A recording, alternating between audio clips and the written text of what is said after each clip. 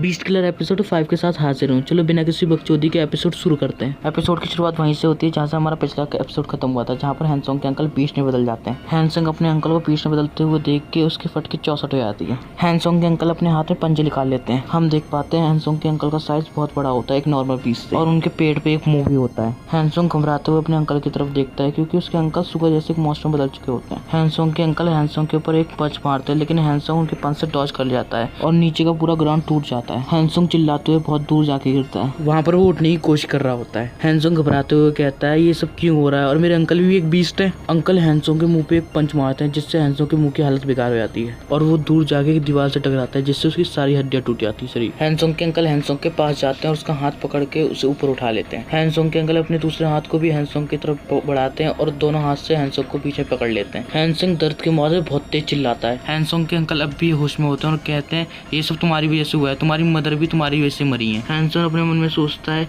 क्या ये सब मेरी वजह से हुआ है, क्या ये सब चीज़ें जो हो रही हैं उसके लिए मैं गिल्टी हूँ। हैंसोंग आगे कहता है तुम कह रहे हो ये सब हुआ है वो मेरी वजह से हुआ है, ये सारी मुसीबत सब कुछ मेरी वजह से। हैंसोंग आगे कहता है अगर मैं यहाँ से डिसअपेयर हो जाऊँ तो सब कुछ बंद हो जाएगा। तभी उसे सारी पुरानी बातें याद आती हैं जहाँ पर वो स्कूल में पिट रहा होता है। जो परसों रात को वो लड़की मिली थी, वो बीस्ट वाली लड़की, और बहुत सारे मॉन्स्टर ने उसे खाने की कोशिश भी की थी और उसके अंकल डेली उसे रोज मारते हैं। हैंसोंग ये सब सोचने के बाद अपने अंकल से कहता है मुझे समझ में नहीं आ रहा है। ये बात सुनते ही उसके अंकल चौंक जाते हैं। हैंसोंग अपने आप को बीस्ट में बदलना स्टार्ट करता है और कहता है इससे फर्क नहीं पड़ता मैं इसके बारे में कितना भी सोचूं, लेकिन मुझे अभी भी समझ में नहीं आ रहा है। वो अपनी मुट्ठियां कसता है और कहता है ये सब क्यों है, सब लोग क्यों चाहते हैं कि मैं मर जाऊं। हैंसोंग पूरी तरह से बीस्ट में ट्रांसफॉर्म हो जाता है और अपने अंकल के हाथ खोल के उनसे कहता है कि मुझे बताओ ऐसा क्यों है। हैंसोंग गुस्से में अपने अंकल की तरफ देखते हुए कहता है तो बताओ मैं किस लिए गिल्टी हूँ, जवाब दो मैं किस लिए गिल्टी हूँ। ये सुनते ही हैंसोंग के अंकल बहुत ज्यादा चौंक जाते हैं। हैंसोंग अपने अंकल के हाथ दबाता है और कहता है मैं तुमसे कुछ पूछ रहा हूँ, जवाब दो। हैंसोंग अपने अंकल के दोनों हाथों को उखाड़ देता है। हैंसोंग अपना पंच अंकल के मुंह पे मारता है।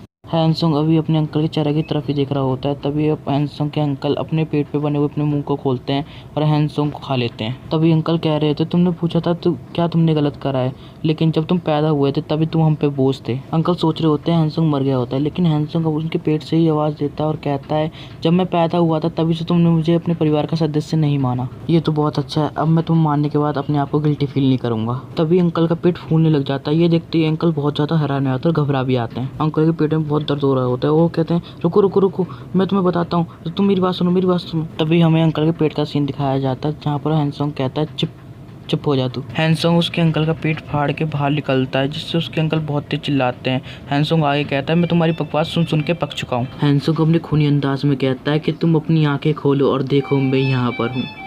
हैंसोंग ये सारी बातें सामने की तरफ देखते हुए कहता है क्योंकि उस एक बिल्डिंग पे दो लोग खड़े होते हैं। मुझे पता है तुम मेरा पीछा कर रहे थे। हैंसोंग आगे कहता है अब से ना मैं छुपूंगा और ना ही कहीं भागूंगा। हैंसोंग कहता है मुझे फर्क नहीं पड़ता कि तुम कौन हो और मैं कौन हूँ, अगर तुम्हें मुझसे कुछ चाहिए तो मुझे मारो और ले लो, लेकिन अगर तुम मुझे नहीं मार पाए तो मैं तुम्हें मिलियन पीसों में काट दूंगा। हैंसोंग कहता है जल्दी मेरे पास आओ, मेरे से इंतजार नहीं हो रहा। फिर उनकी तरफ घूरते हुए देखते हुए कहता है मैं तुम सभी को मार दूंगा। उन दोनों बंदों में से एक बंदा कहता है ये हमसे पूछ रहा है बताओ क्या करें, क्या हमें अपने अपोनेंट से मिलने जाना चाहिए। जो छोटी वाइट वाला बंदा होता है वो कहता है इसने अपने रिलेटिव को ही मार लिया, ये तो बहुत मजाकिया है, मुझे ये पसंद आया। जो हुड वाला बंदा होता है वो कहता है ये हम में से एक नहीं है, बस एक डिटेक्टिव म्यूटेंट है। हुड वाला बंदा बिल्डिंग से कूद जाता है और कहता है ये खतरनाक हो सकता है, हम इसको जिंदा नहीं छोड़ सकते। वो नीचे आके लैंड होता है जिससे जमीन भी टूट जाती है। हुड वाला बंदा अपने हैंसोंग से कहता है मैं तुमसे एक ही क्वेश्चन पूछूंगा। वो गुस्से में कहता है तुम्हें तुम्हारी पावर कहाँ से मिली। हैंसोंग मुस्कुराते हुए कहता है मुझे नहीं पता, एक दिन मैं मरने वाला था लेकिन